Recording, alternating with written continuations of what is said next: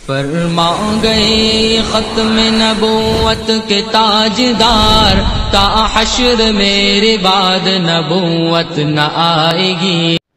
السلام علیکم ورحمۃ اللہ وبرکاتہ۔ عقیدہ ختم نبوت ازروع اجماع صحابہ کرام رضوان اللہ علیہم اجمعین و اجماع امت۔ عقیدہ ختم نبوت جس طرح قرآن پاک کی آیات اور احادیث مبارکہ سے ثابت ہے، اسی طرح عقیدہ ختم نبوت صحابہ کرام رضوان اللہ علیہم اجمعین اور امت محمدیہ علیہ الصلاۃ والسلام کے اجماع سے بھی ثابت ہے۔ جس طرح کسی بھی مسئلے پر قرآن اور حدیث بطور دلیل ہے، اسی طرح صحابہ کرام رضوان اللہ علیہم اجمعین کا اجماع یا امت کا اجماع بھی کسی مسئلے پر دلیل ہے۔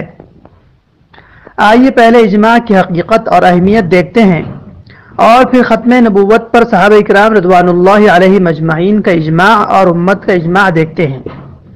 اجماع کی حقیقت: اللہ رب العزت نے ہمارے آقا صلی اللہ علیہ وسلم کو جو بے شمار انعامات دیے ہیں، ان میں سے ایک انعام اجماع امت بھی ہے۔ اجماع کی حقیقت یہ ہے کہ اگر کسی مسئلے کے حکم پر امت کے علماء مجتہدین اتفاق کر لیں تو اس مسئلے پر عمل کرنا بھی اسی طرح واجب ہو جاتا ہے جس طرح قرآن اور احادیث پر عمل کرنا واجب ہے۔ چونکہ حضور اکرم رحمت مجسم صلی اللہ علیہ وسلم کے بعد کسی نئے نبی نے نہیں آنا تھا، اور آپ علیہ الصلاۃ والسلام کے بعد کوئی ایسی ہستی امت میں موجود نہیں تھی جس کے حکم کو غلطی سے پاک اور اللہ رب العزت کی طرف سے سمجھا جائے۔ اس لیے اللہ رب العزت نے امت محمدیہ علیہ الصلاۃ والسلام کے علماء مجتہدین کے اجتہاد کو یہ درجہ دیا کہ ساری امت کے علماء مجتہدین کسی چیز کے اچھے یا برے ہونے پر متفق ہو جاویں تو وہ اس بات کی علامت ہوگی کہ وہ چیز اللہ رب العزت کے یہاں ایسی ہی حق ہے جیسے اس امت کے علماء مجتہدین نے سمجھی ہے۔ اسی بات کو حضور اکرم صلی اللہ علیہ وسلم نے ان الفاظ میں بیان فرمایا۔ عن انس بن مالک رضی اللہ عنہ یقول سمعت رسول اللہ صلی اللہ علیہ وسلم یقول ان امتی لن تجتمع على الضلالہ فاذا رأيتم اختلافا فعليكم بالسواد الاعظم۔ حضرت انس رضی اللہ عنہ فرماتے ہیں کہ میں نے رسول اکرم صلی اللہ علیہ وسلم کو فرماتے ہوئے سنا، میری امت گمراہی پر کبھی جمع نہ ہوگی، لہذا جب تم اختلاف دیکھو تو سواد اعظم یعنی بڑی جماعت کو لازم پکڑو۔ ابن ماجہ حدیث نمبر 3950۔ اصول کی کتابوں میں اجماع امت کی حجت شرعیہ ہونے اور اس کے لوازمات اور شرائط کے بارے میں مفصل بحثیں موجود ہیں، جن کا خلاصہ یہ ہے کہ احکام شرعیہ کی حجتوں میں قرآن اور حدیث کے بعد تیسرے نمبر پر اجماع کو رکھا گیا ہے، اور جس مسئلے پر صحابہ کرام رضوان اللہ علیہم اجمعین کا اجماع ہو جائیں تو وہ اسی طرح قطعی اور یقینی ہے جس طرح کسی مسئلے پر قرآن کی آیات قطعی اور یقینی ہوتی ہے۔ چنانچہ علامہ ابن تیمیہ علیہ الرحمہ لکھتے ہیں کہ وَإِجْمَاعُهُمْ حُجَّةٌ قَاطِعَةٌ يَجِبُ اتِّبَاعُهَا بل هي أوكد الحجج وهي مقدمة على غيرها وليس هذا موضع تقرير ذلك فإن هذا الأصل مقرر في موضعه وليس فيه بين الفقهاء ولا بين سائر المسلمين الذين هم المؤمنون خلاف۔ فرماتے ہیں اجماع صحابہ حجت قطعیہ ہے، بلکہ اس کا اتباع فرض ہے، بلکہ وہ تمام شرعی حجتوں میں سب سے زیادہ مؤکد اور سب سے زیادہ مقدم ہے۔ یہ موقع اس بحث کا نہیں، کیونکہ ایسے مواقع یعنی اصول کی کتابوں میں یہ بات اہل علم کے اتفاق سے ثابت ہو چکی ہے، اور اس میں تمام فقہا اور تمام مسلمانوں میں جو واقعی مسلمان ہیں کسی کا اختلاف نہیں۔ اقامت الدلیل جلد نمبر 3 صفحہ نمبر 130۔ عقیدہ ختم نبوت پر صحابہ کرام رضوان اللہ علیہم اجمعین کا اجماع۔ اسلامی تاریخ میں یہ بات حد تواتر کو پہنچ چکی ہے کہ مسیلمہ کذاب نے حضور اکرم صلی اللہ علیہ وسلم کی موجودگی میں نبوت کا دعویٰ کیا، اور ایک بڑی جماعت نے اس کی دعوی نبوت کو تسلیم بھی کر لیا۔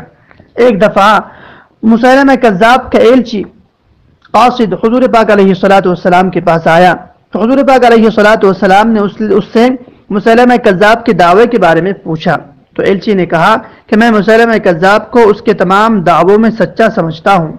تو جواب میں حضور پاک علیہ الصلاۃ والسلام نے فرمایا کہ اگر تو ایلچی نہ ہوتا تو میں تمہیں قتل کروا دیتا۔ کچھ عرصہ بعد ایک صحابی رضی اللہ عنہ نے اس مسیلمہ کذاب کے ایلچی اور قاصد کو ایک مسجد میں دیکھا تو اس کو قتل کروا دیا۔ حدیث کے الفاظ اور ترجمہ ملاحظہ فرمائیں۔ عن أبي نعيم قال سمعت رسول الله صلى الله عليه وسلم يقول لهما حين قرأ كتاب مسيلمة ما تقولان أنتما؟ قالا نقول كما قال أما والله لولا أن الرسل لا تقتل لضربت أعناقكما.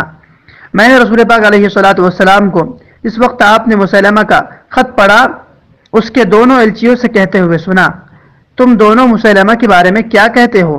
ان دونوں نے کہا کہ ہم وہی کہتے ہیں جو مسیلمہ نے کہا ہے، یعنی ہم اس کی تصدیق کرتے ہیں۔ تو آپ علیہ الصلوۃ والسلام نے فرمایا اگر یہ نہ ہوتا کہ سفیر قتل نہ کیے جاوے تو میں تم دونوں کی گردن مار دیتا۔ ابو داؤد شریف حدیث نمبر 2761۔ مسیلمہ کذاب کے الچی کو حضرت عبداللہ ابن مسعود رضی اللہ عنہ نے قتل کروا دیا، یہ واقعہ درج ذیل روایت میں ملتا ہے۔ حدثنا محمد بن كثير اخبرنا سفيان عن ابي اسحاق عن حارثة بن مضرب انه اتى عبد الله فقال ما بيني وبين احد من العرب حينة واني مررت بمسجد لبني حنيفة فاذا هم يؤمنون بمسيلمة فارسل اليهم عبد الله فجيء بهم فاستتابهم غير ابن النواحة قال له سمعت رسول الله صلى الله عليه وسلم يقول لولا أنك رسول لضربت عنقك فأنت اليوم لست برسول فأمر قردة فضرب عنقه في السوق ثم قال من أراد أن ينظر إلى ابن النواحة قتيلا بالسوق۔ انہوں نے عبداللہ بن مسعود رضی اللہ عنہ کے پاس آ کر کہا کہ میرے اور کسی عرب کے بیچ کوئی عداوت دشمنی نہیں، میں قبیلہ بنو حنیفہ کی ایک مسجد میں سے گزرا تو لوگوں کو دیکھا کہ وہ مسیلمہ پر ایمان لے آئے۔ یہ سن کر عبداللہ بن مسعود رضی اللہ عنہ نے ان لوگوں کو بلا بھیجا، وہ ان کے پاس لائے گئے تو انہوں نے ابن نواحہ کے علاوہ سب سے توبہ کرنے کو کہا اور ابن نواحہ سے کہا حضرت عبداللہ نے میں نے رسول پاک علیہ الصلوۃ والسلام کو فرماتے ہوئے سنا ہے اگر تو ایلچی نہ ہوتا تو میں تیری گردن مار دیتا، آج تو ایلچی نہیں ہے۔ پھر انہوں نے قرظہ بن کعب کو حکم دیا، انہوں نے بازار میں اس کی گردن ماری۔